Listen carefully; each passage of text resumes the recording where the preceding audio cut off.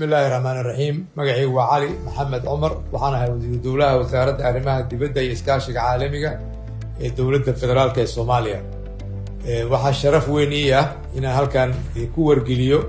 قبشة الله قبل دون الشركة لو يقام إيكن 2025 أم سنة لو كلها تشنت أو سنة كيلوات شركة وكذا عيو دلك الصومالية شركة وحا سوي مان دونا وحكرت ده كسو على كردون إنه بارستا ganacsiga bangiyada iyo dad kala duwan iyo madax kala duwan ayaa isugu imaan doona shirkan oo sanadkii labaad lagu martigelin dalka Soomaaliya waxa sharaf weyn u ah annagoo sanadkan si buuxda uga mid ah xubnaha dalalka ku jira bulshada Afrika ururkaas oo ay ku bahoobeen 8 dal oo ay ka mid yihiin dalalka Rwanda, Burundi, DRC, Uganda, South Sudan, Kenya, Tanzania iyo Soomaaliya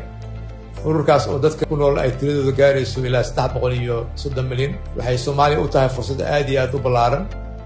Soomaaliya waa wadanka kaliya ee 8 dalba ganacsi iyo deganaansho ku leh dadka Soomaalida ay ku nool yihiin sanadkan oo aan shirka lagu qabanayo magaalada Muqdisho bisha Oktoobar 7deeda Soomaaliya waxay u tahay sharaf weyn in ay martigeliso shirka sanadkan wuxuu xoog saari doonaa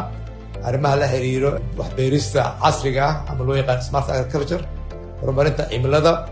iyo waxyaabaha loo yaqaan digital financing loo yaqaano iyo paymentiga